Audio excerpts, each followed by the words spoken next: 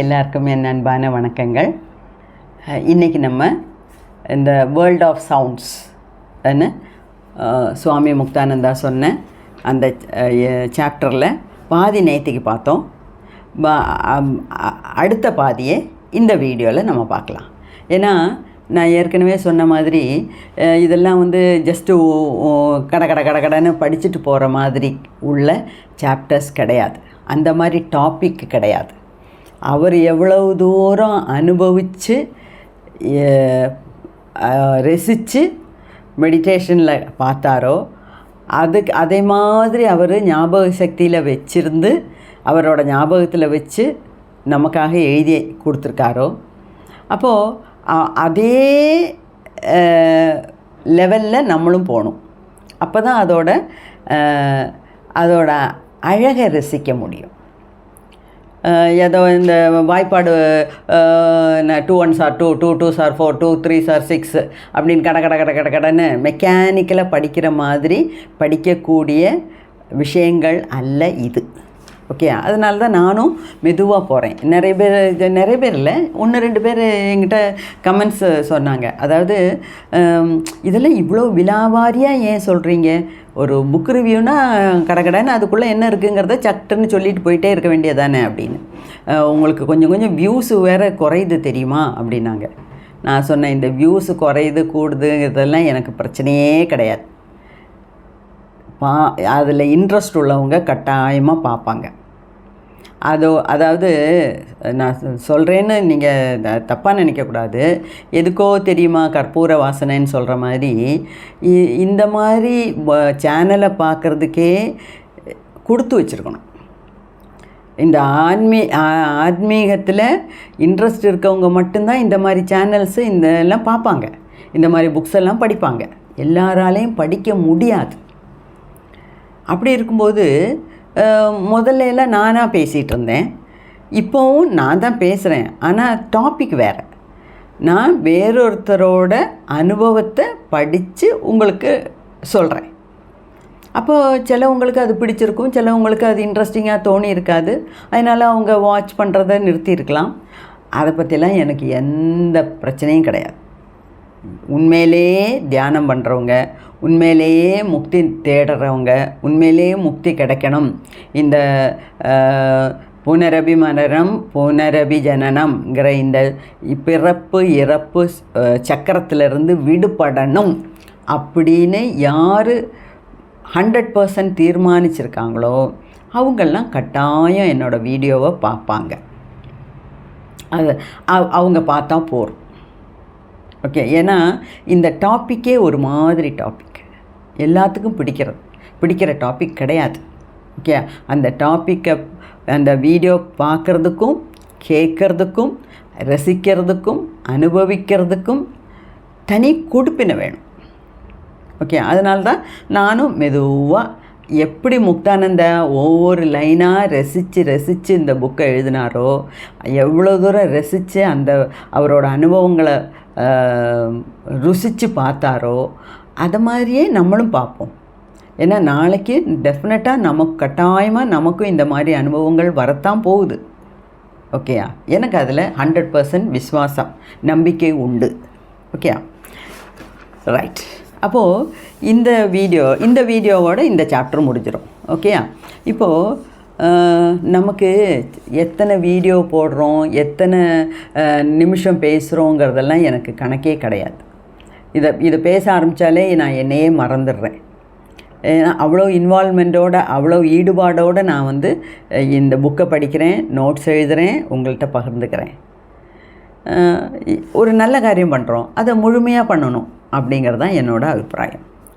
இதில் அடுத்தது இந்த சாப்டரில் இந்த அத்தியாயத்தில் சுவாமி முக்தானந்தா என்ன சொல்கிறாருன்னா, அவர் இந்த நாதங்கள் காதில் கேட்குது இல்லையா, நாதங்கள் கேட்டு அதுக்கேற்ற மாதிரி டான்ஸ் ஆடுறாரு. அவருக்கு உடம்பு தானாக வளையுது. அந்த காதுக்குள்ளே கேட்குற நாதத்துக்கு ஏற்ற மாதிரி உடம்பு டான்ஸ் ஆடுது, ஸ்டெப்பு போடுது. அதில் லயிச்சு சமாதி நிலைக்கே போயிட்டார். அவ்வளோ தூரம் போகும்போது அவருக்கு ஒரு புஸ்தகத்தில் படித்த ஒரு விஷயம் ஞாபகம் வருது. அதை பற்றி ஒரு பெரிய பேராகிராஃபே எழுதியிருக்கார். அப்போ இதெல்லாம் நான் எப்படி உங்கள்கிட்ட சொல்லாமல் இருக்க முடியும்? அதில் என்ன சொல்கிறாருன்னா, அதாவது இந்த பிருந்தாவன் கோவிலுக்கு நீங்கள் எல்லோரும் போயிருப்பீங்கன்னு நினைக்கிறேன். நான் போய் பார்த்துருக்கேன். நான் எல்லா இடமும் பார்த்துட்டேன். ஆல் ஓவர் இந்தியா முக்கால்வாசி பார்க்க வேண்டிய இடங்கள்லாம் நான் பார்த்துட்டேன். அப்போ பிருந்தாவனில் 7 மணிக்கு மேலே ஆளுங்களை அலோவ் பண்ண மாட்டாங்க. அதாவது நம்மளை மாதிரி வெளி ஆளுங்களை அலோவ் பண்ண மாட்டாங்க. யாருமே உள்ளே இருக்கக்கூடாது. அப்போ தீபாராதனை 6:30க்கு முடிஞ்சிருச்சுன்னா 6:45 எல்லாரையும் வெளியே துரத்தி விட்ருவாங்க. ஏன்னா ஒரு 7 மணி 7:30 மணி வாக்கில் அங்கே இன்றைக்கும் கிருஷ்ண பரமாத்மா வர்றதா ஐதீகம். கிருஷ்ண பரமாத்மா அங்கே வந்து அவரோட புல்லாங்குழலை வாசிக்கிறாரு. புல்லாங்குழல் ஊதும்போது அந்த நாதம் கேட்டு கோபிகமாரெல்லாம் ஓடி வந்துடுவாங்க. எல்லாரும் அவங்கவுங்க வீட்டில் இருக்க வேலைகளையெல்லாம் அப்படியே போட்டுட்டு ஓடி வருவாங்க. அவரோட நாதம் கேட்டு மயங்கினது கோபிகமார் மட்டும் இல்லை, அங்கே சுற்றிலும் இருக்க பறவைகள், மிருகங்கள், பசு, ஆடு, கண்ணுக்குட்டி எல்லாம் மயங்கி இருக்கு. அவ்வளோ இனிமையான புல்லாங்குழல் நாதம் அவரோட புல்லாங்குழல் பரமாத்மா வாசிக்கிறார். கிருஷ்ண பரமாத்மா வாசிக்கும்போது வருது. அது வந்து நமக்கு எல்லாத்துக்கும் தெரியும். அப்போது இந்த பிருந்தாவன் கோவிலில் 7 மணிக்கு மேலே யாரையும் இருக்க விடாததுக்கு காரணம், இன்றைக்கும் கிருஷ்ணனும் கோபிகமாரும் அங்கே வந்து அந்த புல்லாங்குழல் நாதத்தில் மயங்கி கிடக்கிறாங்க அப்படிங்கிறது ஒரு ஐதீகம். அப்போது அந்த மாதிரி இருக்கும்போது ஒரு கோபிகை வந்து கிருஷ்ணன்கிட்ட சொல்கிறாங்களாம், ஓ கிருஷ்ணா, என்னோட கிருஷ்ணா, நீ அந்த ஃப்ளூட்டை வாசிக்கிறத கொஞ்சம் நிறுத்துப்பா. நீ இப்படி வாசித்துக்கிட்டே இருந்தேன்னா நான் ஒரு மயக்கத்திலே இருக்கேன். எனக்கும் குடும்பம், குட்டி, வீடு எல்லாம் இருக்குது. என் பசங்கள்லாம் பசிச்சுக்கிட்டு இருக்காங்க. என்னோடய கணவன் எனக்காக காத்துட்ருக்காங்க. என்னோடய கணவரோட அம்மா அப்பாலாம் என்னை தேடி வெயிட் பண்ணுறாங்க, எனக்காக வெயிட் பண்ணுறாங்க. நான் எனக்கு வீட்டுக்கு போக வேண்டாமா? அவங்களுக்கெல்லாம் சாதம் கொடுக்க வேண்டாமா? அவங்களெல்லாம் பராமரிக்கிற கடமை எனக்கு இருக்கு இல்லையா? நீ பாட்டுக்கு இந்த மாதிரி ஃப்ளூட்டை வாசித்துக்கிட்டே இருந்தேன்னா நான் எப்போ தான் எங்கள் வீட்டுக்கு போவேன்? எப்போ தான் நான் என்னோடய கடமைகளை செய்வேன்? கொஞ்சமாவது உனக்கு புத்தி இருக்கா? கொஞ்ச நேரம் அதை நிறுத்தி வைப்பா அப்படின்னு கையெடுத்து கிருஷ்ண பரமாத்மாவை பார்த்து கும்பிடுறாங்களாம். இது வந்து ஒரு கோபிகையோட அங்காலாய்ப்பு கிடையாது. எல்லாரும் அப்படி தான் பேசுகிறாங்க. ஏன்னா நான் இது வந்து நிறைய இடத்துல வாசித்திருக்கேன். அதாவது பகவத்கீதையை பற்றி சொல்லும்போதும் சரி, கிருஷ்ணலீலான்னு நிறைய பேர் அதை பற்றியெல்லாம் பேசுகிறாங்க இல்லையா? அந்த மாதிரி நிறைய வீடியோஸ்லாம் கேட்டிருக்கேன். அதில் எல்லாத்துக்குமே இந்த அவஸ்தை தான். இப்போது முக்தானந்தாவுக்கு ஏன் இந்த பேராகிராஃப் இதை பற்றி படித்தது வந்து இப்போ அவருக்கு யோசனையில் வருதுன்னா, அவரோட ஞாபகத்துக்கு வருதுன்னா, அவரும் இந்த நிலைமையில் தான் இருக்கார். ஓகே, அவருக்கு மனசில் மணியடி நாதம் கேட்குது. மணி ஓசைனா இந்த கோவில் மணி ஓசை அப்படிங்கிறாங்க இல்லையா?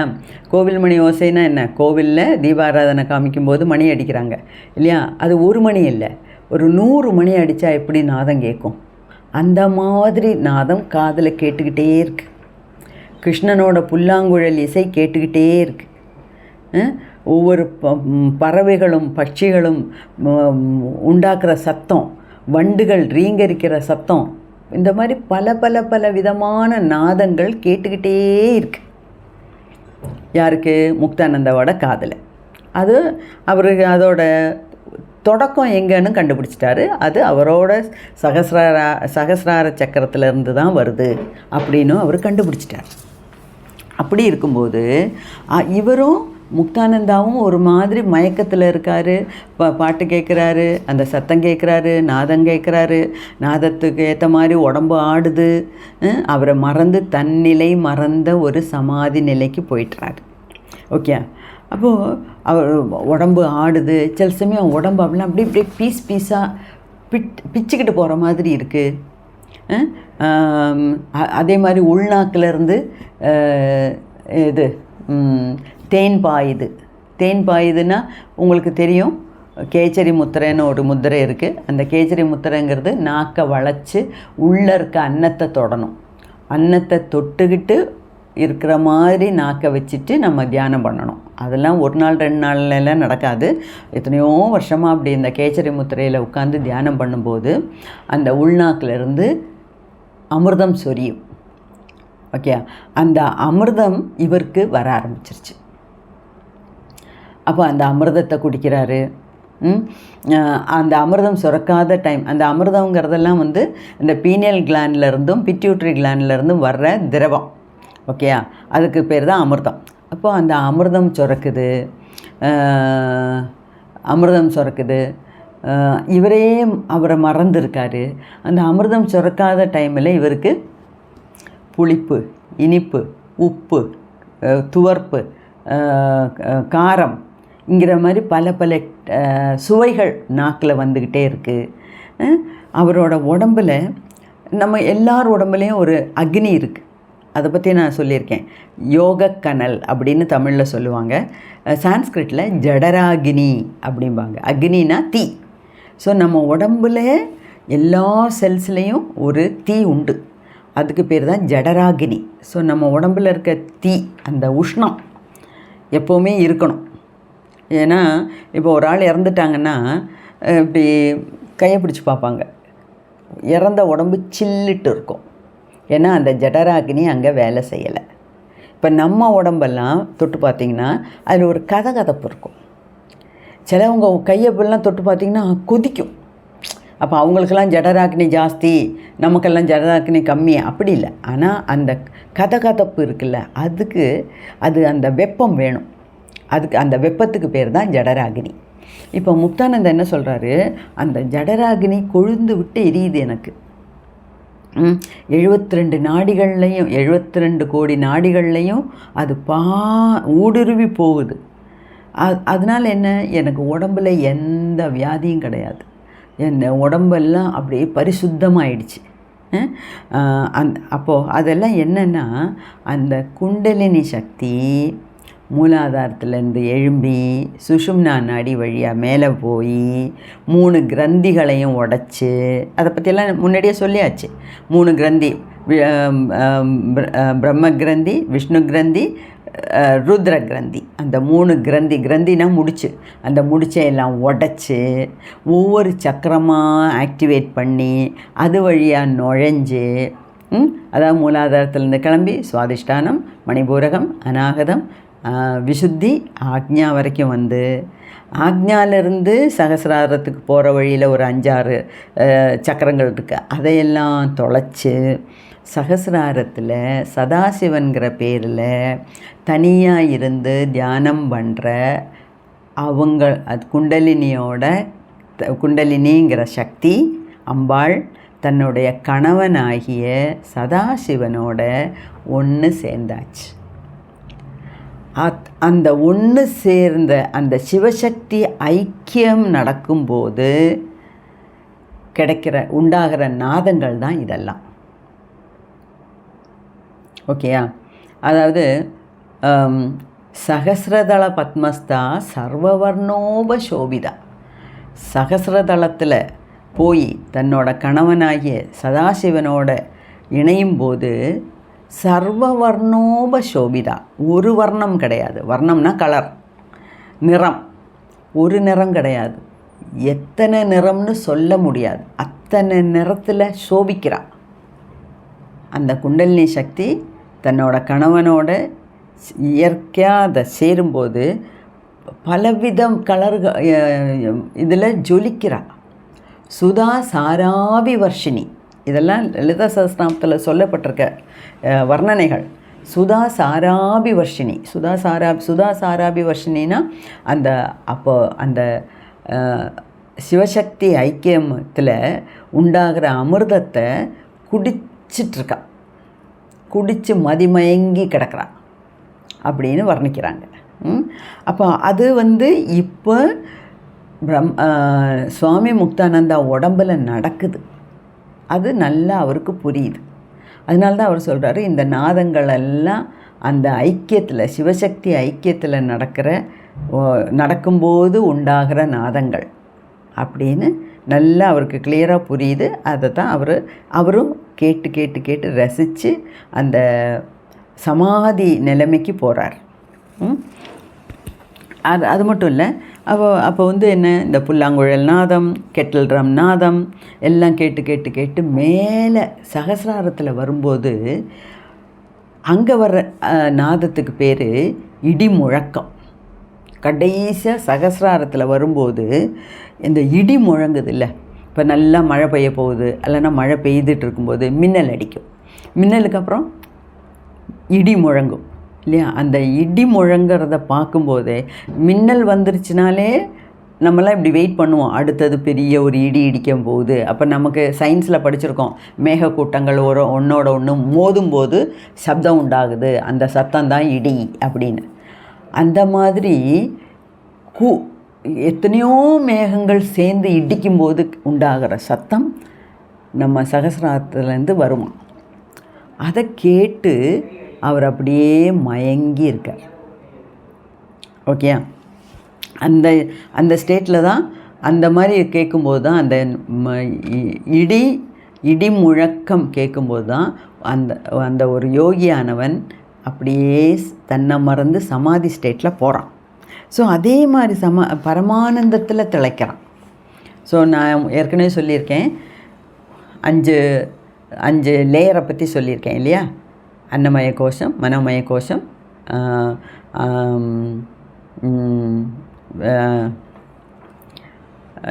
ஃபிசிக்கல் பாடி, மென்டல் பாடி, ஆஸ்ட்ரல் பாடி, அதாவது எனர்ஜி பாடி. அடுத்தது 4வது விஞ்ஞானமய கோஷம். அடுத்தது ஆனந்தமய கோஷம். இந்த 5 கோஷங்களை சொல்லும்போதே நான் சொல்லியிருக்கேன், விஞ்ஞானமய கோஷத்தை பற்றியும் ஆனந்தமய கோஷத்தை பற்றியும் இப்போ நம்ம தொட வேண்டாம் அப்படின்னு அன்னைக்கு சொன்னேன். ஏன்னா அப்போ நம்ம அந்த லெவலுக்கு உயரலை. ஆனால் இப்போ நம்ம படிக்கிறது ஆனந்தமய கோஷத்தை பற்றி. விஞ்ஞானமய கோஷம்னா அதை பற்றிலாம் அறிவுபூர்வமாக தெரிஞ்சுக்கிறோம். ஓகே, அது விஞ்ஞானமய கோஷம். அந்த அறிவுபூர்வமாக தெரிஞ்சுக்கிறத விட அனுபவபூர்வமாக தெரிஞ்சுக்கிறது தான் இந்த ஆனந்தமய கோஷம். அதுதான் பரமானந்தம். ஓகே, இப்போது சுவாமி முக்தானந்தா அந்த பரமானந்தத்தில் திளைச்சிருக்கார். ஓகே, அதுதான் பிளிஸ்ஃபுல் பாடி அப்படிங்கிறது. ஓகே, ஸோ இப்போ நம்ம அந்த 5வது கோஷத்தை பற்றி தெரிஞ்சுக்கிற அளவுக்கு கொஞ்சம் வளர்ந்துருக்கோம். அப்போ அதை பற்றி பேசுகிறதுல அர்த்தம் உண்டு. ஸோ இப்போ முக்தானந்தா பேசும்போது நமக்கு புரியுது, அவ்வளோதான். ஓகே, நமக்கு இன்னும் அது அனுபவத்தில் வரல. ஆனால் கூட ஒருத்தர் சொல்லும்போதாவது புரிஞ்சுக்கிற அளவுக்கு நமக்கு அறிவு இருக்குது. ஸோ என்ன சொல்கிறாரு, இதை பற்றியெல்லாம் வர்ணிச்சுக்கிட்டே இருக்கார், நிறைய எழுதியிருக்கார். இதே தான் திருப்பி அதே சொல்கிறார். அப்புறம் அடுத்தது இவர் என்ன சொல்கிறாரு, அப்போ தியானத்தில் ஆழ்ந்த தியானத்தில் இதெல்லாம் பார்க்குறாரு. அப்புறம் தியானம் முடிஞ்சு வரும்போது இவர் மற்றவங்கள்ட்ட எல்லாம் இதை பற்றி பேசுகிறாரு. அப்போது இந்த காலத்தில் மட்டும் இல்லை, அந்த காலத்துலேயும் ஆளுங்க இருந்திருக்காங்க. நியூஸை தூக்கிட்டு கொண்டு போய் நித்யானந்தா காதில் போட்டாச்சு. யாரோ ஒரு புண்ணியவான் போட்டிருக்கான். நித்யானந்தாவுக்கு செம கோபம் சிஷ்யன் மேலே. முக்தானந்தா கூப்பிட்டு திட்டுன்னு திட்டார். உன்னை யார் இதெல்லாம் வெளியே சொல்ல சொன்னா அப்படின்னு. அப்போ தான் அவரோட தப்பு புரிஞ்சிடுச்சு. அது மட்டும் இல்லை, எப்போ இவர் வெளியே சொல்ல ஆரம்பித்தாரோ அப்போ அவரோட தியானத்தோட வீரியம் குறைய ஆரம்பிச்சிருச்சு. கொஞ்ச நாளைக்கு தியானம் சரியாக ஒத்து வரல. அதுக்கப்புறம் திருப்பியும் வந்துருச்சுன்னு வச்சுக்கோங்க. ஆனால் கூட அதனால தான் இதை மாதிரியெல்லாம் அனுபவங்கள் வரும்போது வெளியே சொல்லக்கூடாது. நம்ம குருகிட்ட ஷேர் பண்ணிக்கலாம். ஏன்னா குருகிட்ட சொல்லி இது சரியா, நான் போகிற பாதை சரியான்னு கேட்கலாம், தப்பே இல்லை. ஏன்னா அந்த குரு அதை முதவே அனுபவிச்சிருக்கார். அதனால் குருவுக்கு சிஷ்யனை பார்த்து பொறாமப்பட வேண்டிய அவசியம் இல்லை. அது மட்டும் இல்லை, சரியாக தப்பான்னு சொல்கிற அளவுக்கு குரு உயர்ந்த நிலையில் இருக்கார். அவர்கிட்ட பேசலாம். சாதாரணப்பட்ட மனுஷாளுங்கள்ட்ட எல்லாம் இதை போய் பேசக்கூடாது. அவங்களுக்கு புரியவும் புரியாது, நம்மளை பைத்தியக்காரையும் பேசலாம். தேவையா இது? அதனால தான் சொல்லக்கூடாதுன்னு சொல்கிறேன். ஸோ நான் எதுக்கு இதெல்லாம் சொல்கிறேன்னா, நமக்கும் இந்த மாதிரி ஒரு டைம் வரும். எனக்கு தெரியும், இந்த என்னோடய சேனலை பார்க்குறவங்கெல்லாம் சாதாரணப்பட்டவங்க இல்லை. உங்களுக்கு எல்லாம் முக்தி வேணும், பக்தி மார்க்கத்தில் இருக்கீங்க, முக்தி வேணுங்கிற தீவிரமான ஒரு ஐடியாவில் இருக்கீங்க. அப்படி இருக்கும்போது அந்த மாதிரி இருக்கும்போது நமக்கு இந்த மாதிரியெல்லாம் கேட்கும்போது படிக்கும்போது அதோட உள்ளர்த்தம் புரியும். நமக்கு பர்சனலாக ஒரு அனுபவம் கிடைக்காட்டினா கூட அட்லீஸ்ட் இதை கேட்குறோம், புரிஞ்சுக்கிற அளவுக்கு நமக்கு மென்டல் மெச்சூரிட்டி இருக்குது. அதுவே பெரிய காரியம் இல்லையா? ஸோ இந்த மாதிரி பேசிகிட்டே இருக்கார்.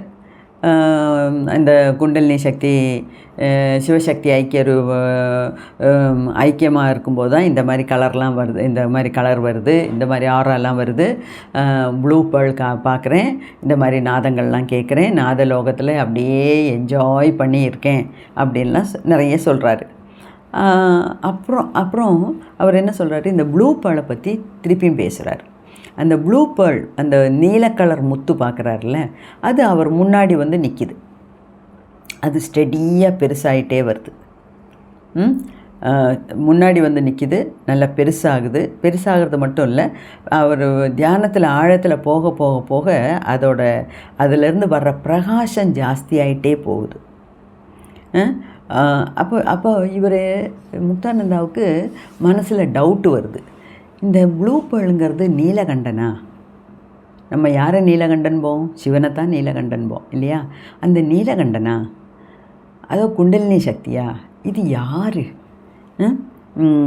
பவானியா, உமாசங்கரியா, குண்டலினியா, அல்லது நீலக்கழுத்துடைய அந்த பரமசிவனா அப்படின்னுலாம் இவர் யோசிக்கிறார். அந்த மாதிரி நிறைய கேட்குறாரு. சொல்லிவிட்டு அவர் இதை அந்த ப்ளூ பேர்ல் வந்து என் பக்கத்தில் வர எனக்கு புது அனுபவங்கள் கிடைக்கிது அப்படிங்கிறத நல்லா விவரிக்கிறாரு. அதாவது எனக்கு அந்த பிரபஞ்சத்தோட என்னோட மனசு பிரபஞ்ச மனசோட ஒன்றி போகிறத என்னால் உணர முடியுது அப்படின்னு எழுதியிருக்கார். ஓகேயா? ஸோ இதோட இந்த அத்தியாயம் முடியுது. அடுத்த அத்தியாயத்தில் இதை விட பெரிய ஒரு பாம்பு இருக்கார். ஸோ இதை கேட்டு நல்ல மனசில் குறித்து வச்சுக்கோங்க. ஏன்னா நாளைக்கு நமக்கும் இந்த மாதிரிலாம் அனுபவங்கள் வர்றதுக்கு 100% சாத்தியக்கூறுகள் உண்டு. பாக்கி அடுத்த வீடியோவில் பார்க்கலாம். இந்த வீடியோ நல்லா என்ஜாய் பண்ணியிருப்பீங்கன்னு நினைக்கிறேன். எனக்கு ரொம்ப சந்தோஷம் இது சொல்கிறதுலையும் உங்களோட பகிர்ந்துக்கிறதுலையும். எப்போவுமே நான் சொல்கிற மாதிரி நம்மளை மாதிரி சிந்தை உள்ள மற்றவங்களுக்கு மட்டும் இந்த வீடியோவை பற்றி சொல்லுங்கள், ஃபார்வர்ட் பண்ணி கொடுங்க. ஓகே, நன்றி, நமஸ்காரம்.